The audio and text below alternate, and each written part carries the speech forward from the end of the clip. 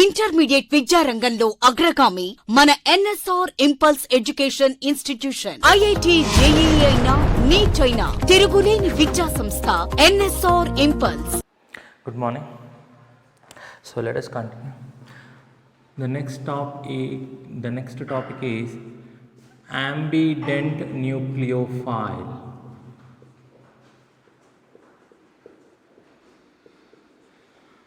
Ambident nucleophile. So what is an ambident nucleophile? We know the meaning of nucleophile: atom, ion or molecule which has a non-bonding pair of electron or lone pair of electron which it can donate, right, to a electrophile or Lewis acid to form covalent bond. We call it as nucleophile. What is ambident nucleophile? Some nucleophile contains more than one donor atoms. So here the first point is they contain one or more donor atoms. One or more donor atoms. Same nucleophile contains one or more donor atom. So if it contains one or more donor atoms, such a type of nucleophile we call it as ambidentate nucleophile. A nucleophile which has one or more donor atoms in the same group, we call that nucleophile as ambident nucleophile. Let us see some examples. First one, cyanide nucleophile.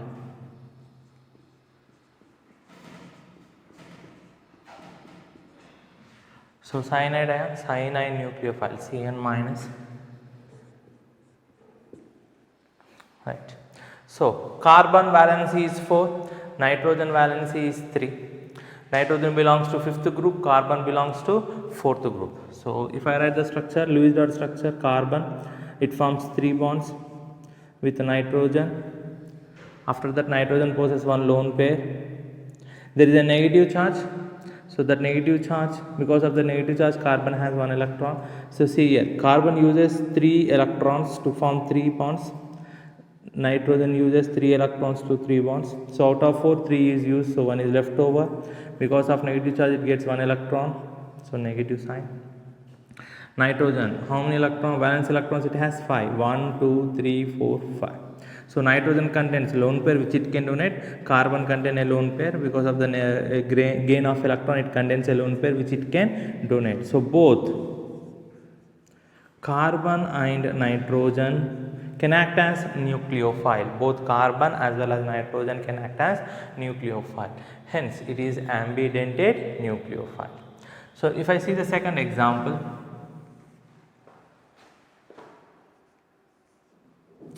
say thiocyanide.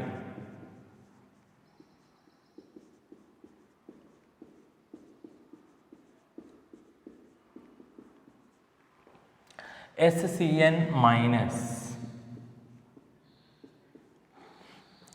Sulfur 6th group, carbon 4th group, nitrogen 5th group. Carbon possesses 4 valence electron, nitrogen possesses 5 valence electron, sulfur possesses 6 valence electrons. So if I write the structure, sulfur bonds one bond, single bond with carbon, triple bond with nitrogen. Still nitrogen has a lone pair.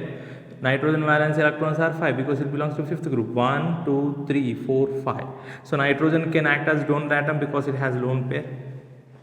Carbon has 4 valence electron. It uses all the 4 here. 1, 2, 3, and here you have one more 4. So there are no lone pairs on carbon, so it will not act as nucleophile here. Sulfur belongs to 6th group. Here it uses 1 electron. 1, 2, 3, 4, 5th electron. Since there is negative sign, it gains an electron and carries negative charge.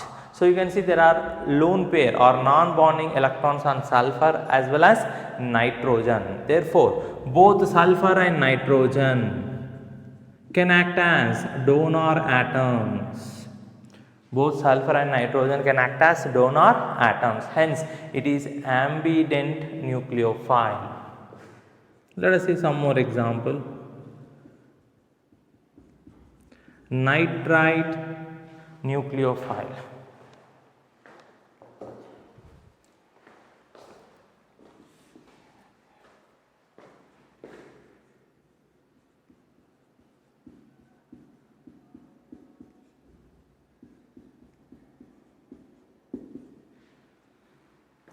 Nitrogen, oxygen. Nitrogen belongs to fifth group, that means nitrogen has 5 valence electron. Oxygen belongs to sixth group, that means oxygen has 6 valence electrons. So this is the structure O double bond N O.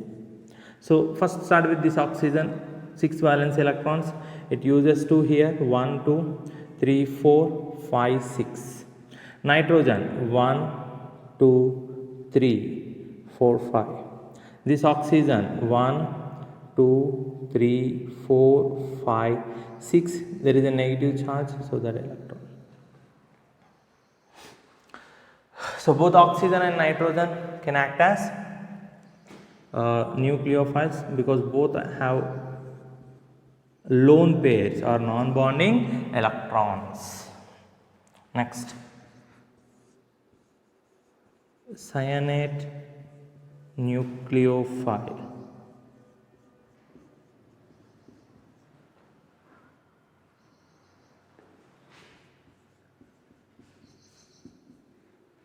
Right, oxygen, carbon, nitrogen. Carbon fourth group, 4 valence electrons. Nitrogen fifth group, 5 valence electrons. Oxygen sixth group, 6 valence electrons. So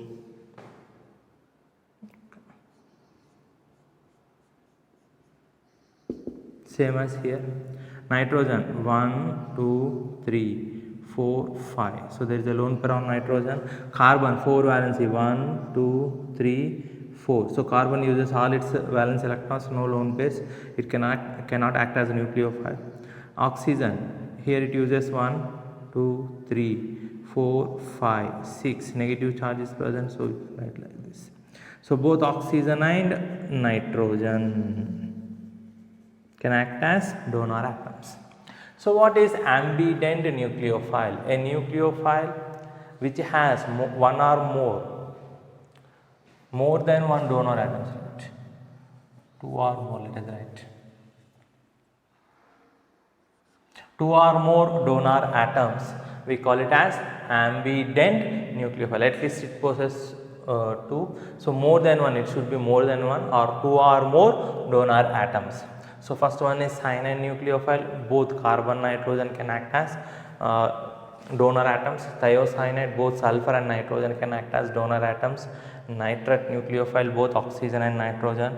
Cyanide nucleophile, both oxygen and nitrogen can act as nucleophiles. So what happens? What is the use of this ambident nucleophile? What problems arises? Let us see. So when ambident nucleophile is used, I repeat, when this nucleophile, ambident nucleophile is used for SN2 reaction, then the nature of the product formed depends upon the source of the nucleophile. So the nature of the product formed depends upon the source of the nucleophile. So what is the meaning of this?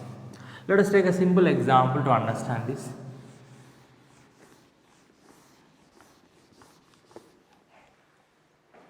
So ethyl chloride,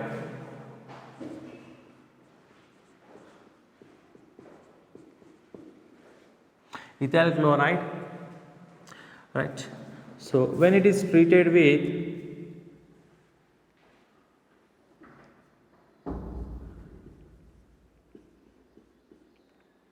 NaCN, or generally they take KCN, no problem.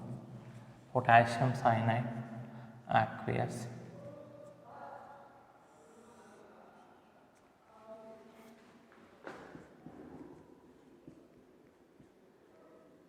AgCN aqueous. So here what we get in the first case is CH3 CH2CN, ethyl cyanide. What we get is ethyl cyanide. Now in the case of AgCN, CH3 CH2NC, ethyl isocyanide. Although the nucleophile is Cn minus cyanide ion, the products obtained, the nature of the products obtained are different because it depends upon the source which provides the nucleophile. So let us see the reason. So starting with KCN. KCN is ionic compound. So what happens if it is ionic compound? In aqueous solution, right? So when you dissolve in water, it dissociates completely. In aqueous solution, KCN dissociates completely.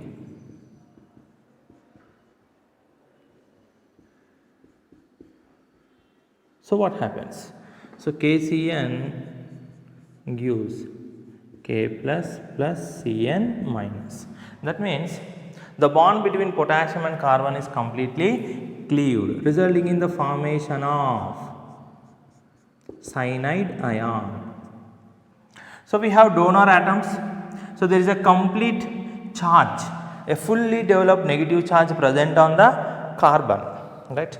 Carbon, it gains its electron and also the electron of potassium. So carbon has a lone pair. So the negative charge is present on the carbon. Nitrogen too has a lone pair, right? But since carbon carries negative charge, a less electronegative element carries negative charge, becomes a better donor compared to nitrogen. So here carbon with fully developed negative charge act as a better donor, right? So what happens here is, so when you treat it with ethyl chloride,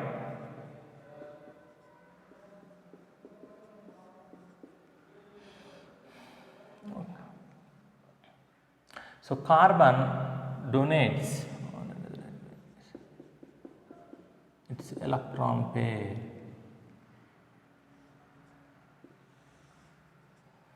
So what happens is, carbon of cyanide ion bond is formed. A bond is formed between the carbon of alkyl group and carbon of cyanide, resulting in the formation of ethyl cyanide. Resulting in the formation of ethyl cyanide, or we will have K plus in the solution. So KCl will be precipitated. But what happens with AgCN? AgCN is a covalent compound.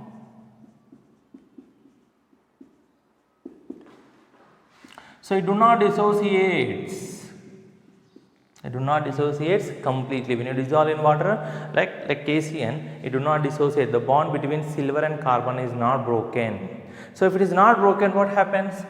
Carbon do not gain that negative charge. This bond is not broken in water. Therefore, carbon do not gain the charge, the negative charge. There is no fully developed negative charge. Right? In this scenario, nitrogen containing lone pair is a better nucleophile. Carbon do not have any lone pair which it can donate, because it will get that charge. If it gains that charge, then only it can donate. Then only it will get a lone pair. But the problem here is, there is no fully developed charge on the carbon, because Ag and carbon bond of cyanide is not cleaved. So what happens? Nitrogen containing lone pair becomes a better donor.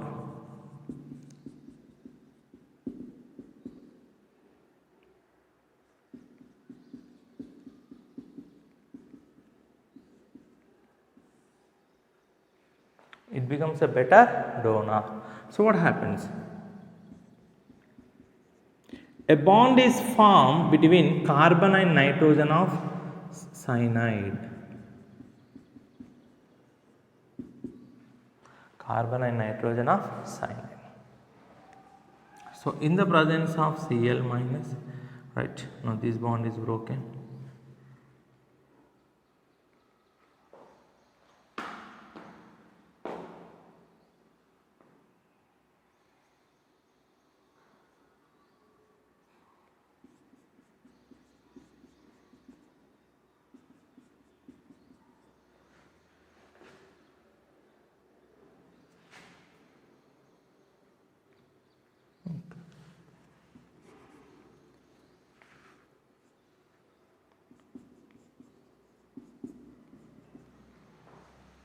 You will get iso cyanide.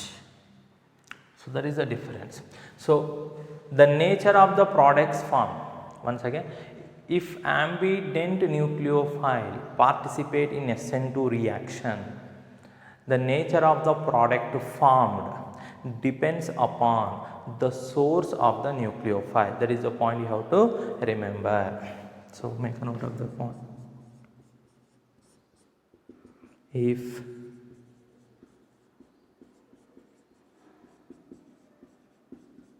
ambident nucleophile is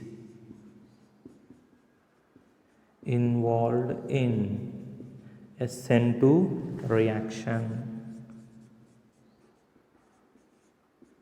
then nature of products formed,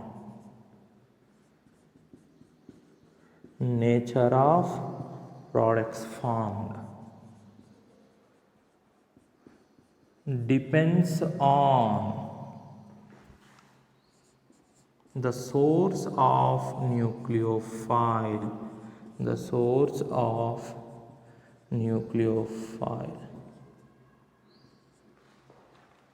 That is a point.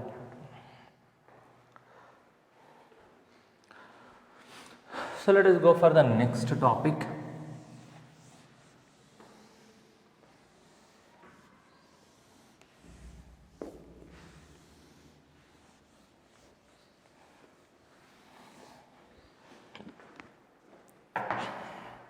That is effect of solvents.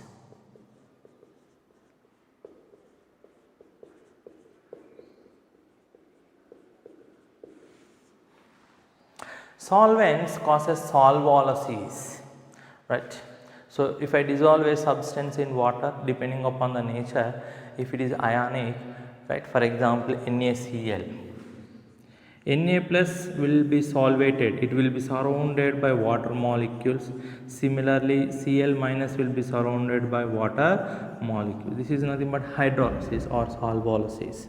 Why water? Because water is also polar, it carries partial negative charge, partial positive charge. So if I take Na plus, the negative part will interact with Na plus. If I take Cl minus is negatively charged, therefore positive ends will interact with the negative part of chlorine. So this attraction between ion and dipolar water, we call it as dipole ion interaction or simply solvolysis, right. So a nucleophile, it carries charge, negative charge.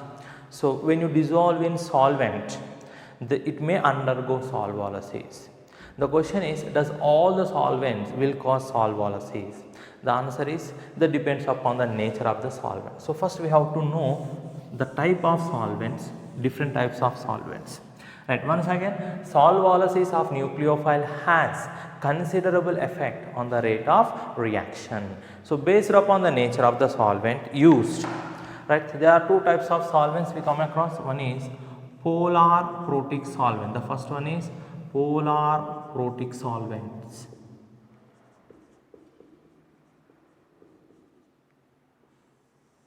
Example: water, alcohols, carboxylic acids, amines. Right, even ammonia. How to identify? This is how you have to identify polar protic solvent. In this solvent, hydrogen atom is attached to a more electronegative atom like oxygen and nitrogen. A hydrogen atom is bonded to more electronegative element like oxygen and nitrogen. That means we are considering hydrogen bond, and the interaction takes place through hydrogen bond. So here a hydrogen is bonded to more electronegative atom. It can be oxygen or nitrogen. So in water we have OH bond. So there is hydrogen attached to oxygen. In alcohol there is OH bond, hydrogen attached to oxygen. In carboxylic acid there is OH bond, hydrogen attached to oxygen, and even in RNH you can see hydrogen attached to nitrogen. So in polar protic solvents a hydrogen atom is bonded to more electronegative atom, so because of which you can expect hydrogen bonding. So what happens here? A polar protic solvent solvates the nucleophile, that means it will surround the nucleophile by hydrogen bonding. So let us see one example. Suppose if we have hydroxide ion OH minus, it will be surrounded by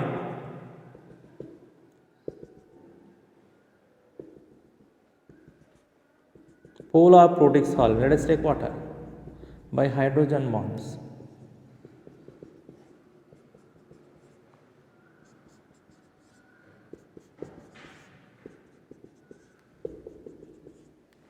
So here OH, solvation of OH by water, because of which the OH minus cannot move freely, right? Since its charge, it is under the influence of all these water molecules, it cannot move freely, thereby its nucleophilicity decreases. If its nucleophilicity decreases, the rate of SN2 depends upon the nucleophilicity of nucleophile.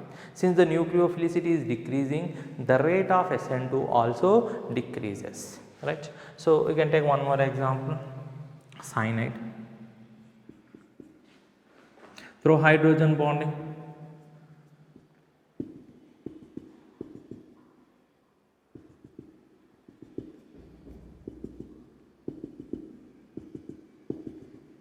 you can take alcohols.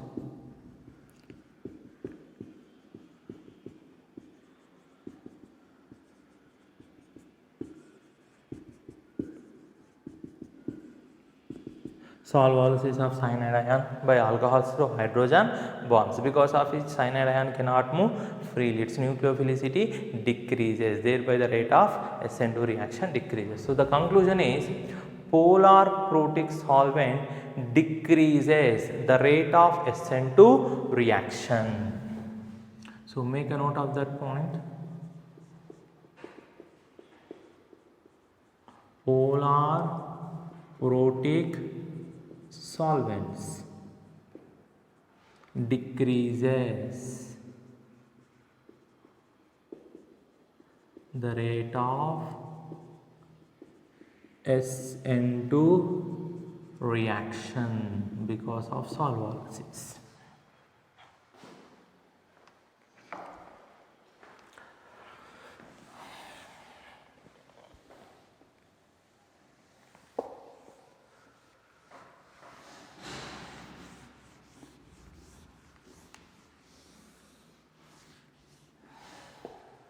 Coming to the second type, that is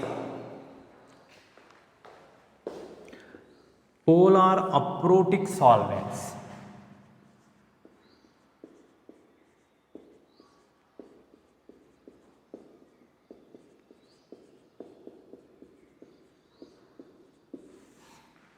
Polar aprotic solvents. First, what are polar aprotic solvents? Let us see some example. First one is DMSO, dimethyl sulfoxide, DMF, NN dimethyl formamide, THF, tetrahydrofuran, and acetone. So first we will see the structures of DMSO. Dimethyl sulfoxide, sulfur bonded to oxygen, you have methyl group, another methyl group. This we call it as dimethyl sulfoxide, DMSO, dimethyl sulfoxide. Now there is sulfur carbon, sulfur oxygen. You can see the sulfur oxygen bond. Oxygen is more electronegative than sulfur. Because of this difference in electronegativity, oxygen carries negative charge, sulfur carries positive charge. Oxygen carries negative charge, sulfur carries positive charge. See next one, dimethyl formamide.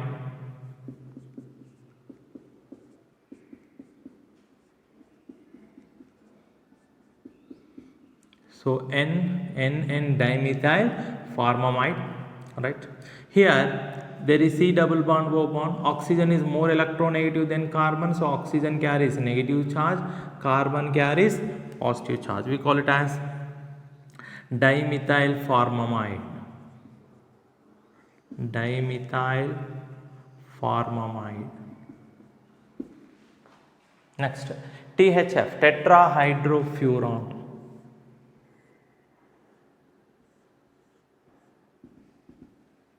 So here there is carbon oxygen bond, can take any carbon. Carbon is less electronegative, so it is carries positive charge, oxygen carries negative charge. Tetrahydrofuran, THF. Next, acetone.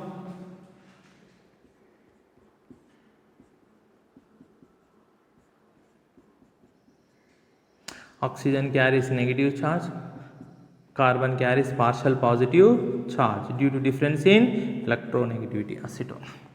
So what is common is, in all these solvents, polar aprotic solvents, the positive charge is sterically hindered. The positive end of the dipoles, the positive end of solvent dipoles is sterically hindered. That is a point we have to understand. The positive end of solvent dipole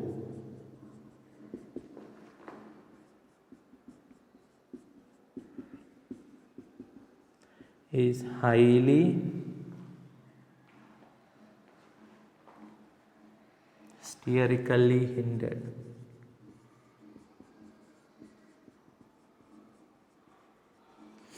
Right. Now see here, this sulfur carries positive charge. Around this sulfur you have 3 atoms, right? So the positive charge is sterically hindered. Why we are concentrating on the positive charge N is, the reason is nucleophile carries negative charge, right? So in the solvent, if the nucleophile has to interact, it has to interact with the positive end of the solvent dipole. If the positive end of the solvent dipole is sterically hindered, then its interaction with the nucleophile decreases. Have you understood this point? Nucleophile, we are studying the effect of solvent or solvolysis on the nucleophile, because the nucleophile is involving in SN2 reaction. If the nucleophilicity of nucleophile decreases, then rate of SN2 decreases. So the nucleophile which generally carries negative charge or electron density, right? Now it has to interact with positive end of solvent dipole. If positive end of solvent dipole is sterically hindered, then it is not readily accessible, or it will not readily solvate, right, the nucleophile, right? Whereas here it is interacting through hydrogen bonding, but here it is interacting through the positive end of the solvent dipole. Since in all this solvent, the positive end of the solvent dipole is sterically hindered, therefore does it interact with the nucleophile? The answer is no, it do not effectively interact with the nucleophile, therefore there is no solvation. So once again, the positive end of the solvent dipole is highly sterically hindered, thereby it is not effective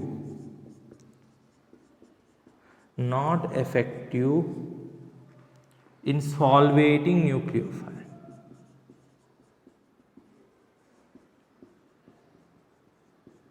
So there is no solvating effect of the nucleophile. But you can see the negative end. The negative end of solvent dipole is not sterically hindered. Then what happens?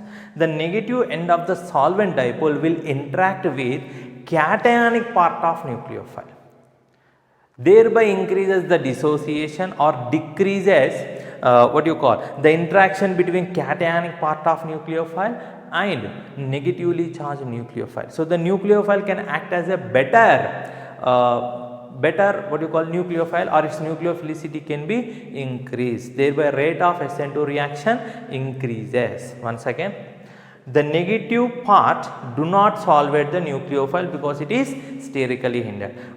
the positive charge, the positive end, right, it is theoretically hindered, do not interact with the nucleophile, therefore no solvation effect.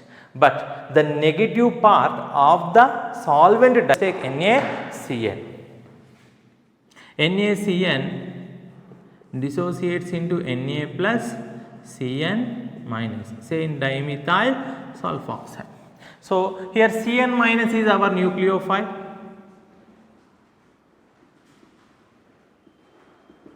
Na plus is cationic part of nucleophile, cationic part of nucleophile. So what happens in DMS4 and dimethyl sulfoxide,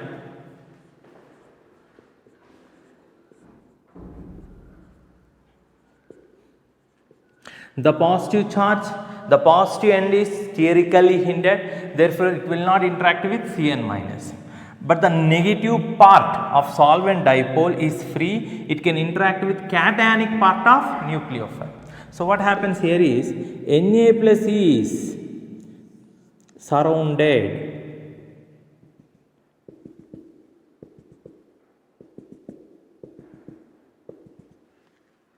by dimethyl sulfoxide. So here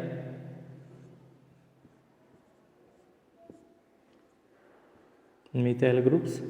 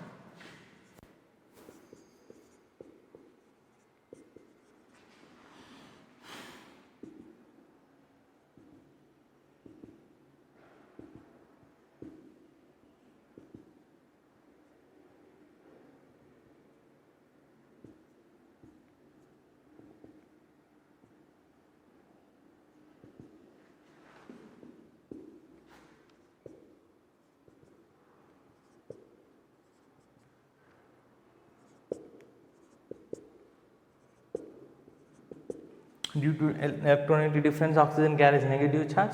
The negative part of the solvent will solvate the cationic part of the nucleophile.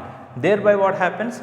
The attraction between this Na plus and Cn minus decreases. Cn minus becomes a free ion. So there is no free Na plus ion, therefore the Cn minus ion can move freely, the interionic attraction decreases, thereby its nucleophilicity increases, or it can move like a free ion, and hence the rate of SN2 reaction increases. So here what is happening? Solvation of cationic part, solvation of cationic part of nucleophile.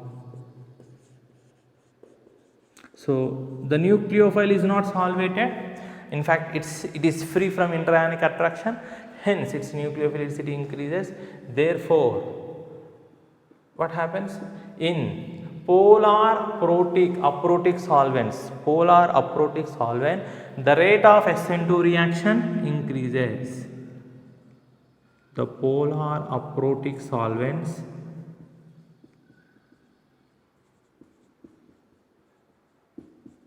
increases the rate of SN2 reaction. That is the point to be noted.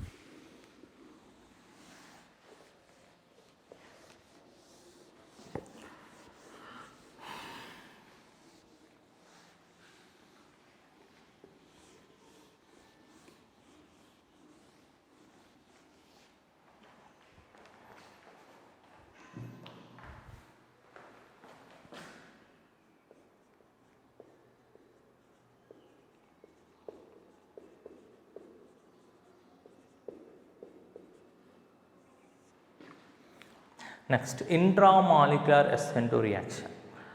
Intermolecular means between two different molecules. Intramolecular means within the same molecule. In SN2 reaction, we come across with two substrates. One is a reagent, that is nothing but attacking nucleophile, and other is reactant, which we generally call it as substrate. So the reaction involves two different reactants. Here in intramolecular SN2 reaction, we take only one molecule. If the same molecule contains a leaving group as well as attacking nucleophile, then sometimes, right, it may undergo intramolecular SN2 reaction. So let us see one example.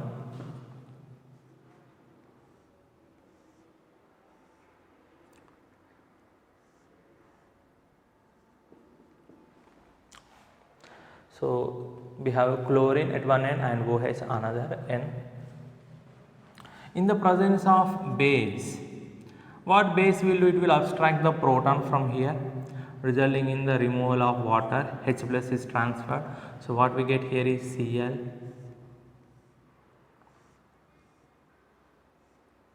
and oxygen carrying negative charge. So for my convenience, I can write like this.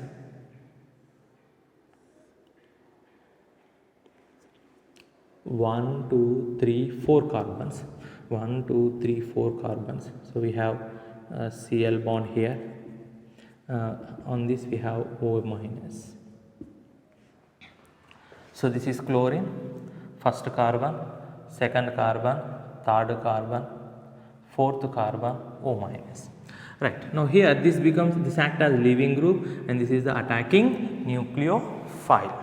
So both are present in the same molecule.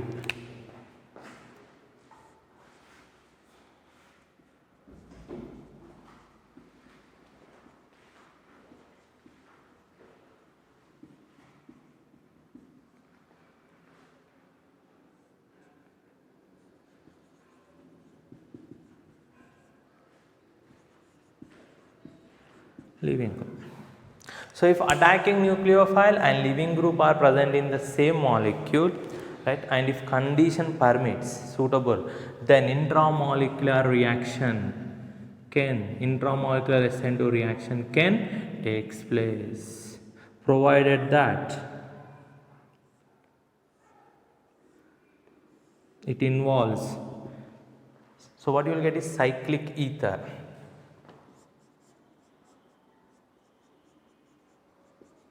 If it results in the formation of 5-membered or 6-membered ring, then it readily takes place, because 5-membered and 6-membered cyclic rings are more stable, right.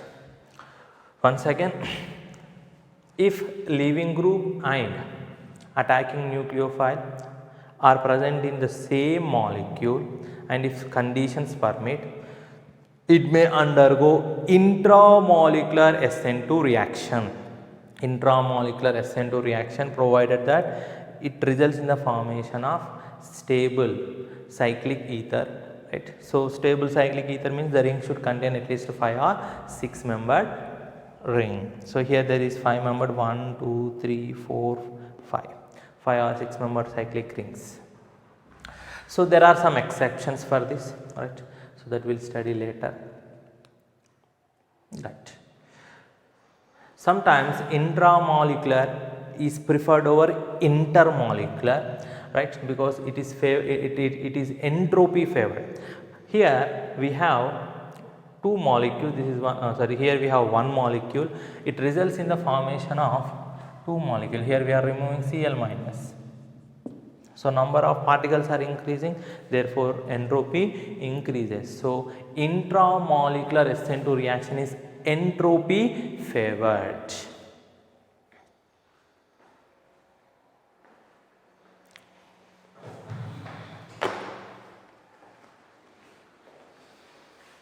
Let us do some objective bits. Predict which compound has higher boiling point. In the last class we have studied that alkyl iodides have higher boiling point compared to bromides, chlorides and iodides. The reason is, between these molecules, alkyl halide molecules, Van der Waals forces of attraction exist. Van der Waals forces depends upon the size, right? Larger the molecule or higher the molecular weight, larger the molecule, and it has large surface area, and van der Waals force of magnitude of van der Waals force of attraction increases. Therefore, boiling point also increases. So let us try to compare which has larger surface area. The first one is isopropyl bromide. So what is isopropyl bromide? CH3, CH3, Br. So this is isopropyl bromide. We have 3 carbons and 1 bromine. N-butyl bromide, CH3, CH2, CH2, CH2, Br.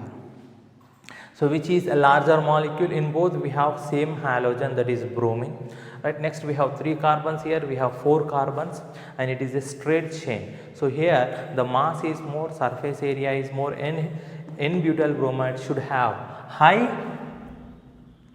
boiling point because of larger surface area. Coming to the second one, N-butyl chloride, N-butyl bromide. So here N-butyl is common.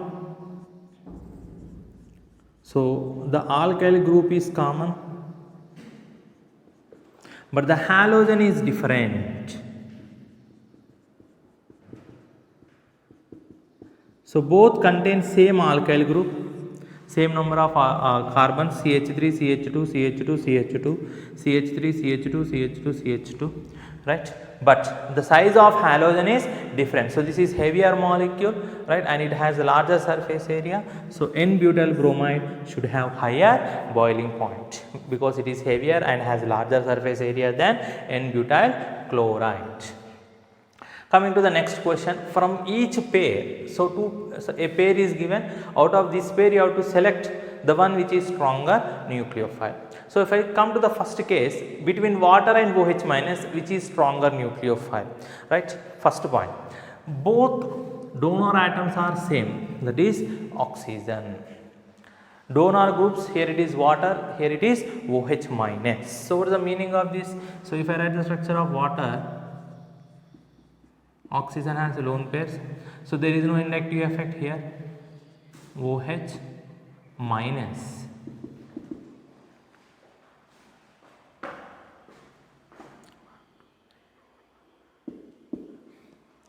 The negative charge on oxygen indicates that this oxygen has more electron density. So this is more electron rich species compared to this oxygen. Here there is no negative charge. So this must be a better nucleophile. Or if I write water, remove H plus, what we get? OH minus. This is, if this is what do you call, a strong acid releases weak conjugate base, which is a better nucleophile. Here it is a weak acid, water is neither acid, it is what you call neutral. So the best way is this explanation: oxygen carries more electron density. A conjugate base is better nucleophile. Coming to the second one, here donor atoms are same, but they belongs to different families. So CH3, C double bond O, O minus. This negative charge involves in resonance. Because of resonance, the availability of electron density on oxygen is less. But here there is no such resonance is possible, although both carry same negative charge, but the negative charge is involved in resonance, because of which it is delocalized on many atoms, 1, 2, 3 atoms, but here it is localized on one oxygen atom. Therefore OH minus should be a better nucleophile. Here also same story. Here sulfur carries negative charge, more electron density it has, therefore it is a better nucleophile. Right, so this is interesting. Cl minus, I minus. Methanol. Methanol is polar protic solvent.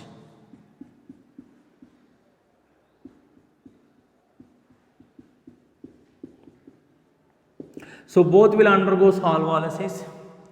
The solvolysis depends upon charge density. Here size of chlorine is smaller than size of iodine. They carry same charge. But here size is small, therefore it has larger charge density. If it has larger charge density, its solvation is more. So Cl minus is solvated to greater extent than I minus. Therefore I minus, because of less solvation, because of less charge density, is a better nucleophile.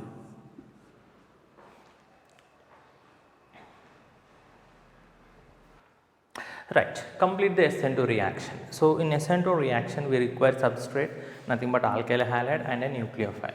So on one side you have alkyl halide and nucleophile, other side. So let us say we have two iodines. This is one iodine, this is another iodine. This is the nucleophile. Now, which iodine should be replaced? Suppose if I take in which iodine can be easily replaced? Right, let us try to identify the iodines. Now this is bonded to sp2 carbon. sp2 carbon, which is having C double bond C. So this iodine becomes vinylic iodide or phenyl iodide. This is phenyl iodide.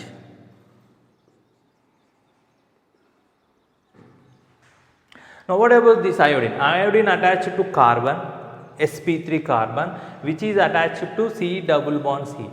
So this is like allylic halide or simply benzylic halide. So this is benzylic halide.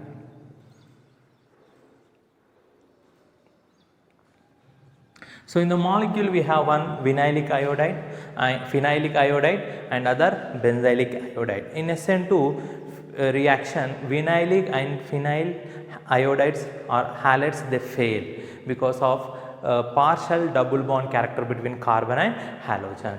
So which one we can easily replace? Which one reacts faster in SN2? Benzylic iodide. So this iodide can be replaced with OH minus. So what will be the product here?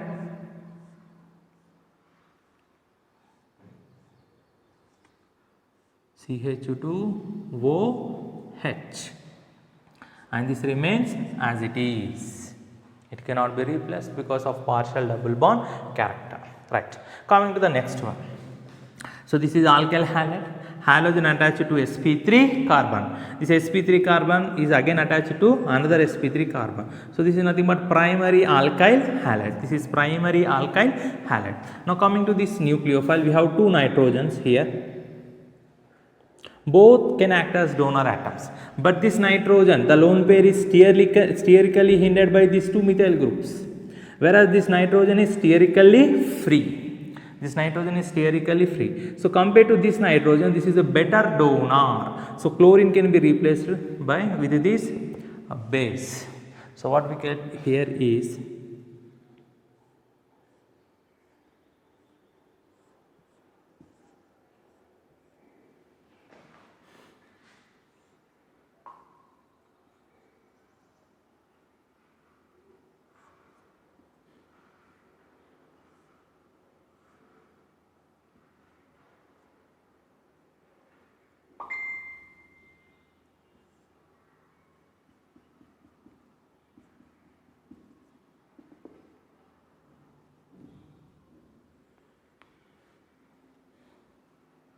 since nitrogen is donating its lone pair, it carries positive charge. So this nitrogen is sterically hindered.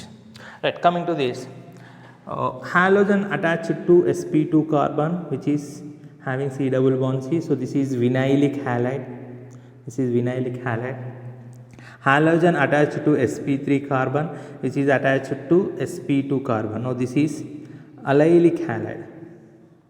This is allylic halide, whereas this is vinylic halide.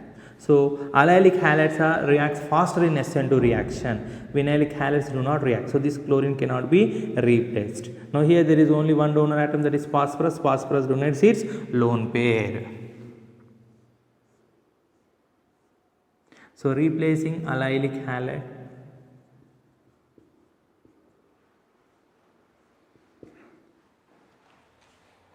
Right. Now here N3 minus is the nucleophile, it carries negative charge. We have two nitrate ions, both occupy equatorial positions. Both occupy equatorial positions. Now this nitrate is sterically hindered because of this bulky group. So compared to this one, this is easy to remove, right? So here it attacks from backside, and this is chiral carbon. So this group is different, this group is different, and this group is different. You have hydrogen. So in SN2 reaction, the nucleophile approaches from backside, therefore inversion of configuration takes place at chiral carbon. So here this is in equatorial position, but this nitride ion, when it attacks from opposite side, so it occupies axial position. Inversion of configuration occurs.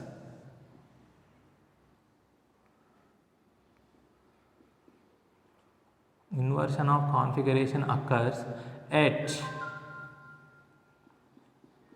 chiral carbon. So this is chiral carbon, that is the first point. Next, attack takes place from backside, therefore inversion of configuration takes place. Equatorial, right? Here this is equatorial, it is occupying equatorial position, the leaving group. So the attacking group should occupy axial position. Right, coming to the next one. Now this is vinylic halide, so this is difficult to remove. This is normal primary alkyl halide, this is easy to remove. So HCl I can remove.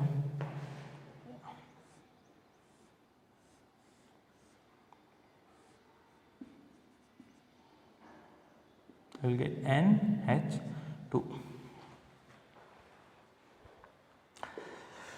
So why we are not able to remove bromine? Because this is vinylic halide. Coming to this is tertiary carbon, tertiary alkyl halide.